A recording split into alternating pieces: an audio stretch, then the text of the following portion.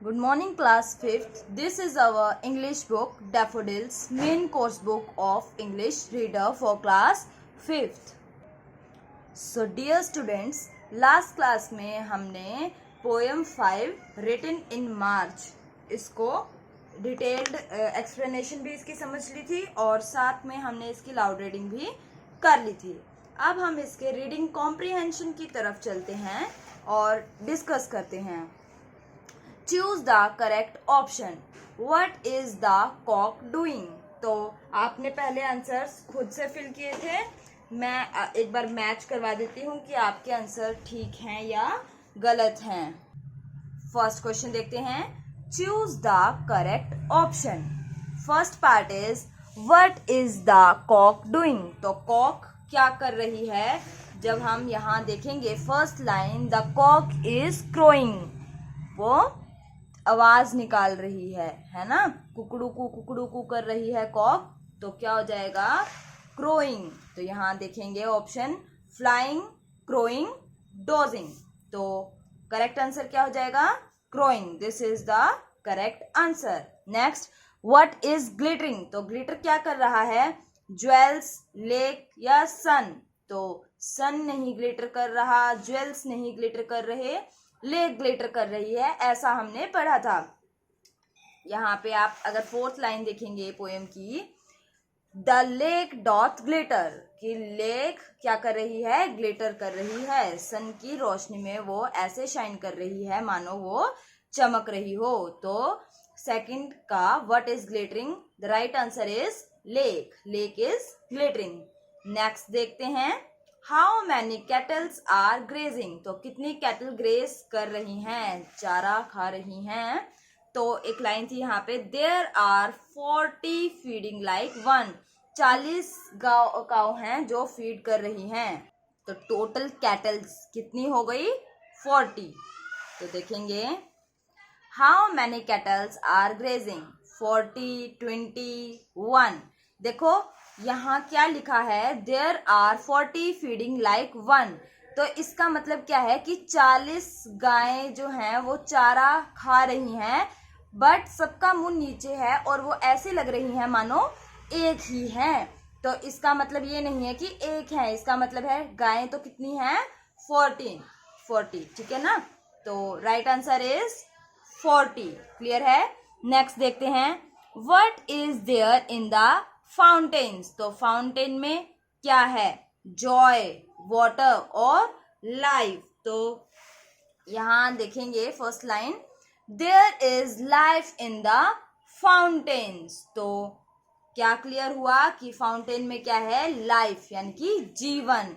Joy नहीं, water नहीं, life is the right answer. क्या है? लाइफ है फाउंटेन में, यानी कि जल ही जीवन है बोलते हैं ना. तो फाउंटेन्स में क्या है? लाइफ. नेक्स्ट पार्ट देखते हैं. What are sailing? तो क्या सेल कर रहे हैं? सेल तो वैसे मैंने आपको बताया था, बोटिंग करने को हम बोलते हैं सेलिंग. देखते हैं क्या क्या ऑप्शन है. क्लाउड्स, शिप्स और boats. But according to our poem हमने देखा था स्मॉल क्लाउड्स आर सेलिंग. वैसे आसमान में पानी नहीं होता और बोट भी नहीं चल सकती, बट छोटे छोटे बादल इस तरीके से मूव कर रहे हैं जैसे कि कोई बोट चल रही हो. तो यहाँ का राइट आंसर क्या हो जाएगा? क्लाउड्स. स्मॉल क्लाउड्स थे ना जो सेलिंग कर रहे थे. तो what are sailing? Small clouds. Next देखते हैं. ट्रू फॉल्स देखेंगे. There are 40 goats feeding like one. तो क्या ये बात ठीक है? देखते हैं. देयर आर 40 क्या है? कैटल. कैटल के अंदर हमने काउस पढ़ा था, पर हमने कहीं भी ऐसा नहीं पढ़ा कि गोट का तो कहीं भी मेंशन नहीं किया हुआ. तो ये बात गलत हो जाएगी. गोट नहीं आना चाहिए था यहाँ, है ना.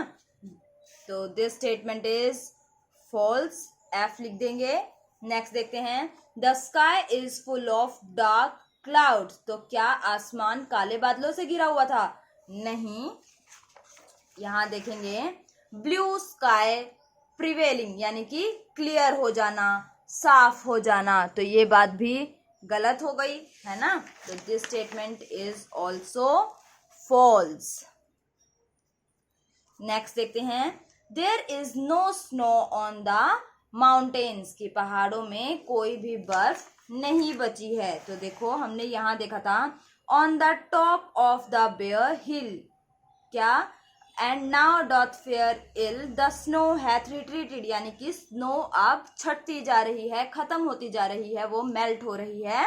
And now doth fare ill on the top of bare hill, यानी कि अब जो हिल है वो अनकवर्ड है स्नो से, स्नो उसके ऊपर नहीं है। तो ये बात ठीक हो गई, there is no snow on the mountain, so this statement is true.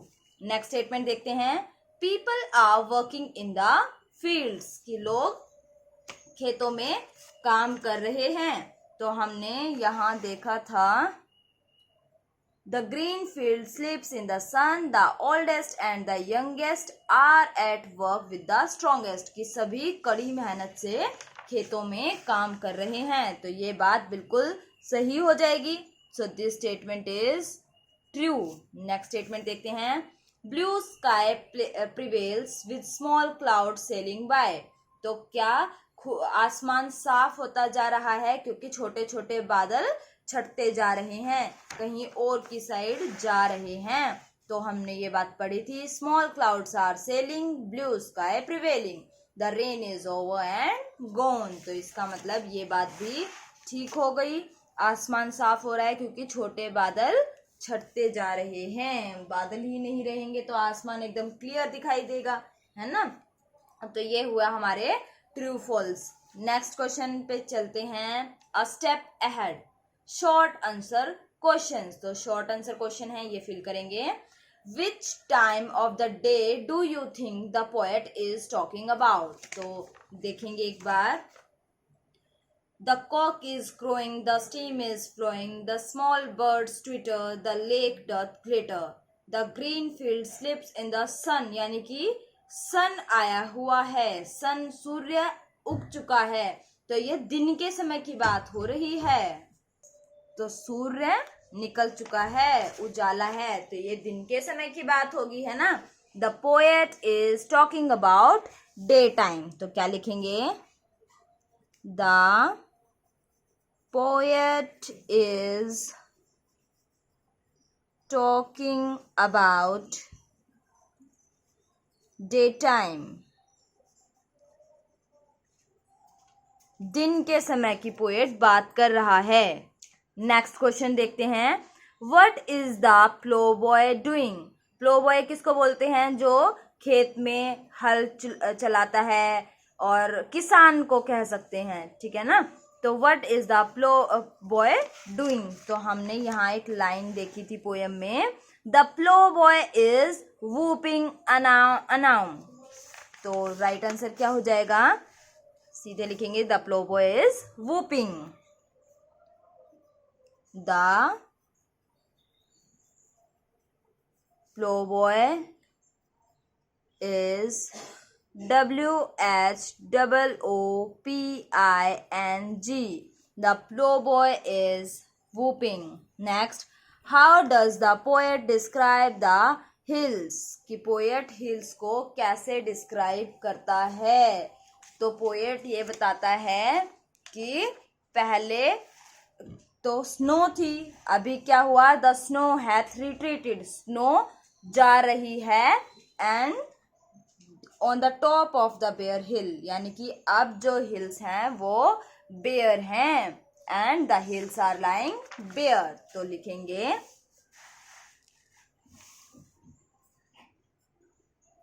The snow has RETREATED retreated, and the hills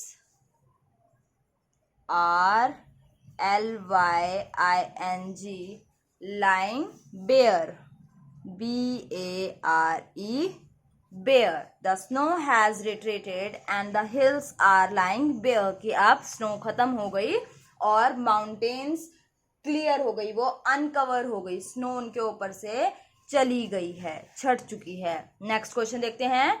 long answer questions. What does the line the green fields sleep in the sun signify? तो ये जो line है the green fields sleep in the sun signify क्या बताती है, क्या समझाने की कोशिश कर रही है ये लाइन? तो हमने समझा था कि यहाँ पोएट ये कहना चाहता है कि जो सन है वो क्लियर है स्काई में, और अभी स्प्रिंग सीजन आ चुका है तो सन बहुत अच्छे से चमक रहा है, और जो ग्रीन फील्ड हैं वो सनलाइट को, सनरेज को सोख रही है, एब्जॉर्व कर रही हैं और आराम से सो रही हैं. Green field sleep in the sun, सूर्य की रोशनी में वो आराम कर रही हैं, सो रही हैं. तो लिखेंगे द सन, सन को आप कैपिटल कर लीजिए. The sun is shining, SHINING, shining in the sky, आसमान में चमक रहा है. And it seems, SEEMS, it seems that the green fields, FIELDS, fields are soaking, SOAKING, soaking all the sun rays, RAYS, sun rays, and sleeping, SLEEPING, sleeping. Clear है? तो सन चमक रहा है और आसमान में, और ऐसा लग रहा है जैसे जो खेत हैं, हरियाली भरे खेत हैं, वो सनरेज को एब्जॉर्व कर रहे हैं और आराम से सो रहे हैं. तो नेक्स्ट क्वेश्चन देखते हैं. Describe the seen in the first stanza. So first stanza हमारा ये है, तो इसके अंदर पोएट क्या बता रहा है, क्या डिस्क्राइब कर रहा है ये फर्स्ट स्टैंजा, कि कॉक इज क्रोइंग, मुर्गी कुकड़ू कर रही है. स्ट्रीम इज फ्लोइंग, झरना बह रहा है. द स्मॉल बर्ड्स ट्विटर, छोटे छोटे पक्षी चहचहा रहे हैं. द लेक डथ ग्लिटर, और जो झरना है, झील है, वो चमक रही है, शाइन कर रही है, क्योंकि उसके ऊपर सूर्य की किरणें गिर रही हैं. क्लियर है यहाँ तक? तो आगे क्या कहता है कि green field sleeps in the sun, जो हरे हरे खेत हैं, हरियाली भरे खेत, वो सूर्य की रोशनी में सो रहे हैं, और सभी बूढ़े जवान बच्चे पूरी मेहनत के साथ काम कर रहे हैं. खेत में कैटल ग्रेस कर रहे हैं, चारा खा रहे हैं. देयर हेड्स नेवर रेजिंग, उनके सर नहीं उठ रहे हैं. There are 40 feeding like one, और सभी एक कतार में ऐसे खा रहे हैं जैसे तो मानो एक ही पशु है. तो ये था first stanza.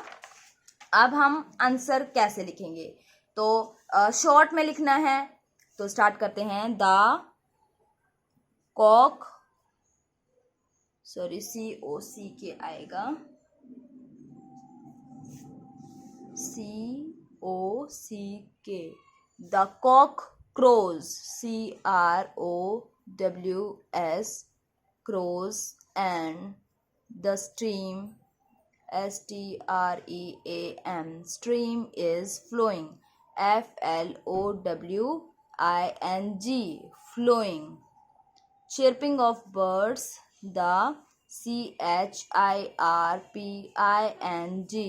Chirping of, chirping क्या होता है, साउंड होता है, जो ट्विटर होता है उसी का सिनोनिम, पक्षियों की आवाज को ही चिरपिंग बोलते हैं. The chirping of small birds, SMALL, small BIRDS. The chirping of small birds can be heard, can be HEARD, सुनी जा सकती है. ठीक है. और लेक कैसी लग रही है, जैसे वो ग्लिटर कर रही है. The lake seems to be glitter, to be glittering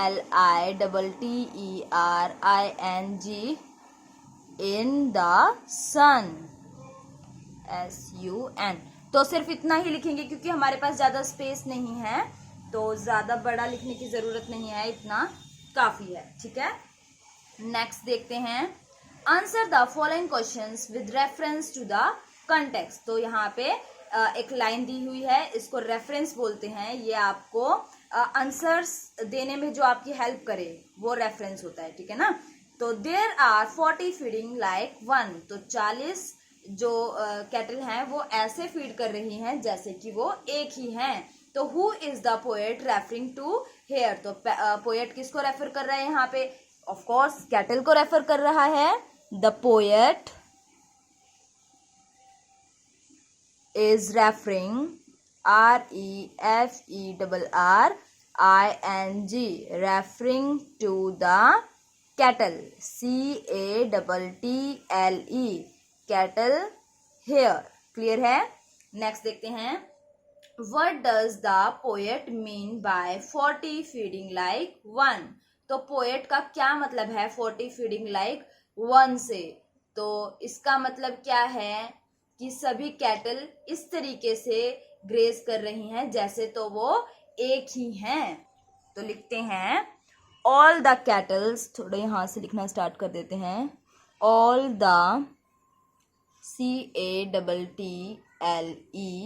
cattle are grazing, GRAZING grazing in same manner, MANNER, ठीक है। They are not raising, RAISING raising their heads. आगे हम लिखते हैं, यहाँ लिख लेते हैं नीचे, they are not raising their HEADS heads while grazing, GRAZING while grazing, so it seems, SEEMS seems that all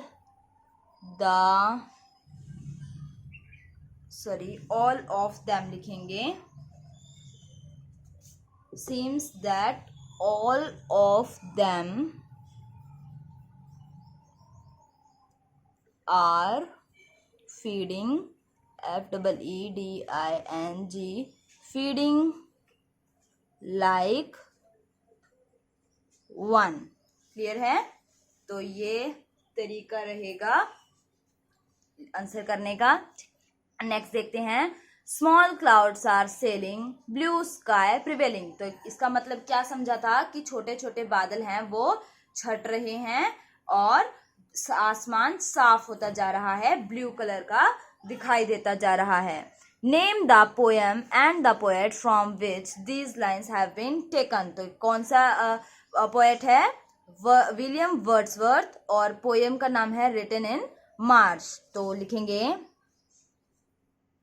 the lines are taken, कहाँ से ली गई हैं, from the poem, from the poem, poem का नाम है written in March, WRITTEN, written in MARCH, written in March by William, WILLIAM, William Wordsworth, यहाँ लिख लेंगे WORDSWORTH, विलियम वर्ड्सवर्थ ने लिखी है ये पोएम, और पोएम का नाम क्या है, रिटन इन मार्च, क्लियर है। तो नेक्स्ट क्वेश्चन देखते हैं, What kind of weather does the line signify? तो लाइन बोल रही है कि आसमान साफ हो रहा है, बादल छट रहे हैं। बादल छट रहे हैं इसका मतलब बारिश के दिन जा रहे हैं, है ना। The blue skies and small cloud signify spring season. तो ये कौन से सीजन की बात हो रही है? स्प्रिंग सीजन की। तो लिखेंगे the blue skies and small clouds CLOUDS signify SIGNIFY signify spring SPRING spring season SEASON। तो ब्लू स्काई और स्मॉल क्लाउड्स क्या सिग्निफाई कर रहे हैं? स्प्रिंग सीजन को सिग्निफाई कर रहे हैं। वो बता रहे हैं कि स्प्रिंग सीजन चल रहा है। क्लियर है? अब हम आगे देखते हैं माय वर्ड बैंक यानी कि बिल्डिंग वोकैबुलरी। तो वोकैबुलरी में देखेंगे क्या है? Complete the given table of rhyming word. तो यहाँ पे राइमिंग वर्ड्स की टेबल को हमें कंप्लीट करना है। क्रोइंग, अच्छा, rhyming words from the poem. तो पोएम से राइमिंग वर्ड उठाना है और योर ओन राइमिंग वर्ड, और एक अपनी मर्जी से कोई राइमिंग वर्ड देना है। ठीक है, देखते हैं। क्रोइंग, तो क्रोइंग राइमिंग वर्ड्स हम ऑलरेडी डिस्कस कर चुके हैं। राइमिंग वर्ड्स होते हैं सेम साउंड, जिनका साउंड सेम होता है। जैसे the cock is crowing, the stream is flowing. तो क्रोइंग, फ्लोइंग सेम साउंड वाले हो गए। तो ये क्या हो गए? ये हो गए हमारे राइमिंग वर्ड्स। तो क्रोइंग के साथ हम क्या लिखेंगे? फ्लोइंग। तो FLOWING, क्रोइंग, फ्लोइंग, ब्लोइंग। तो मैंने अपना वर्ड बनाया क्या? Blowing, BLOWING, blowing. ठीक है ना। तो देखो ये अपनी मर्जी से, पर ऐसा वर्ड हो जिसका कोई ना कोई मीनिंग हो। ब्लो होता है हवा के साथ बहना, ठीक है ना। ब्लो, फूंक मारने को ब्लो बोलते हैं। तो बहुत तेज हवा को भी ब्लोइंग कह सकते हैं, बहना हिंदी में मीनिंग होता है इसका। ठीक है ना। तो मीनिंग बनना चाहिए। अपनी मर्जी से राइमिंग वर्ड ऐसा मत लिख देना जिसका कोई मीनिंग ही ना हो। क्रोइंग, फ्लोइंग तो बुक में ही है और यहाँ पे अपनी मर्जी से लिखना है, तो वो हो गया ब्लोइंग। Next, glitter. ग्लिटर के साथ देखते हैं अब क्या वर्ड बन सकता है, क्या दिया हुआ है। The small words Twitter, the lake doth glitter. तो ट्विटर, ग्लिटर सेम वर्ड्स हो गए। तो ये भी क्या है? राइमिंग वर्ड्स हो गए हैं। तो ग्लिटर के साथ क्या लिख देंगे? Twitter, TWITTER, glitter, Twitter, fitter. तो लिखेंगे FITTER। आप अपनी मर्जी से कोई भी लिख सकते हैं यहाँ पे, ठीक है ना। ग्रेजिंग, तो देखेंगे ग्रेजिंग के साथ क्या वर्ड बन सकता है। ग्रेजिंग ये रहा, the cattle are grazing, their heads never raising. तो ग्रेजिंग के साथ क्या बन गया? रेजिंग। तो ये हो गया राइमिंग वर्ड। तो ग्रेजिंग के साथ हम क्या लिख देंगे? रेजिंग,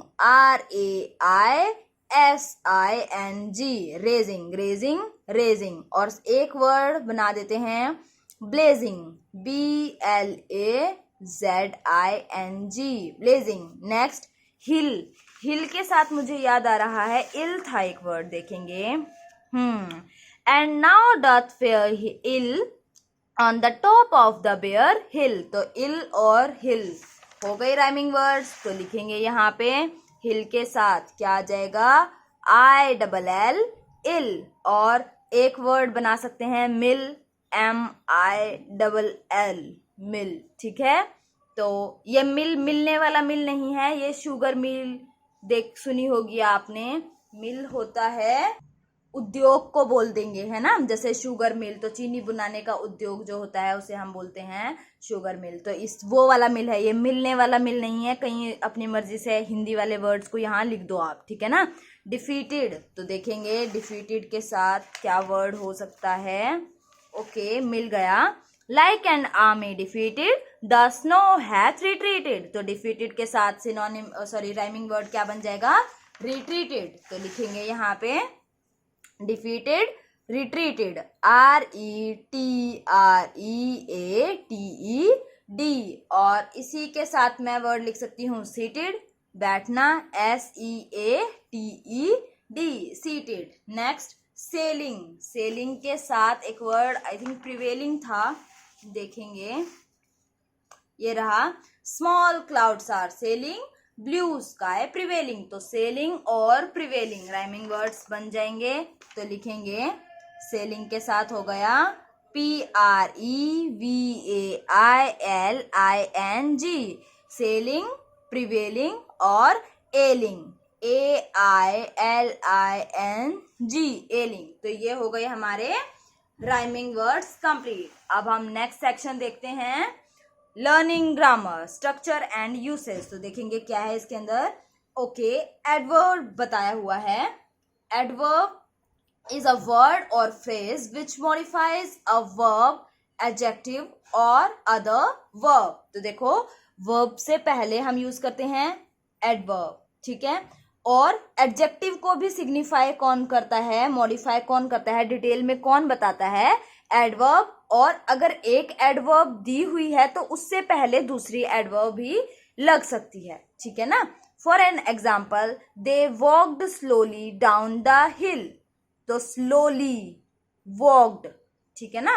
तो इस तरीके से here slowly is an adverb. तो स्लोली क्या हो गया यहाँ पे, एडवर्ब हो गया। Fill in the blanks with suitable adverbs given in the clue box. तो क्लू बॉक्स में यहाँ पे कुछ एडवर्ब्स दिए हुए हैं, आपको वो फिल करने हैं। तो देखते हैं, वी शुड च्यू डैश। तो हमें क्या कैसे चबाना चाहिए, we should chew of course slowly, आराम आराम से। हम बोलते हैं ना खाना हमेशा आराम से चबा चबा के खाना चाहिए। तो वी शुड च्यू स्लोली, तो लिखेंगे SLOWLY, slowly. Next, Ram finished the exam dash before time. तो उसने जल्दी से पेपर से पहले ही एग्जाम अपना फिनिश कर लिया, टाइम से पहले ही पेपर फिनिश कर दिया, तो उसने जल्दी किया होगा। तो क्या आ जाएगा, quickly, QUICKLY, quickly. Next, dash I clambered out of the bed in the morning. तो मैं अपने बिस्तर से सुबह बाहर निकलता हूँ। ऑफ कोर्स आप टाइम लेते होंगे, आराम आराम से निकलते होंगे, तो क्या वर्ड ठीक रहेगा, लेजीली। तो LAZILY, लेजीली, धीरे धीरे सुस्ती के साथ। I clambered out of the bed in the morning, मैं बाहर निकलता हूं अपने बिस्तर से। Students awaited the board result, बच्चों को अपने बोर्ड एग्जाम के रिजल्ट का वेट है। और कैसे वेट है, एंक्शियसली, बहुत ज्यादा इंतजार है, बेसब्री से इंतजार है। तो क्या आ जाएगा, ANXIOUSLY, एंक्शियसली। तो आज बोर्ड का रिजल्ट भी आया 12th क्लास का, है ना। तो students awaited the board results anxiously, बहुत बेसब्री से इंतजार होना, ठीक है। अवर प्रिंसिपल ड्रेसेस, तो हमारे प्रिंसिपल मैम बहुत अच्छे से ड्रेसअप होते हैं। तो क्या आएगा, शानदार तरीके से, एलिगेंटली। तो क्या आ जाएगा, ELEGANTLY, elegantly. Our principal dresses elegantly, clear है। तो ये हुआ हमारा, आई थिंक चैप्टर कंप्लीट हो गया है। Okay, one more question is there in the poem, one second, composition skill. तो कंपोज करना है, आपको खुद से करना है। In the poem William Wordsworth had described a sunny day in a country side. तो विलियम वर्ड्सवर्थ ने एक सनी डे की बात की है, कंट्री साइड, शहर के किनारे जो खेत होंगे वहां से एक इमेज उठाई है और उसके बारे में बात की है। Describe a beautiful day you spent with nature. तो एक ऐसे दिन की बात करनी है जो आपने नेचर के साथ बिताया हो।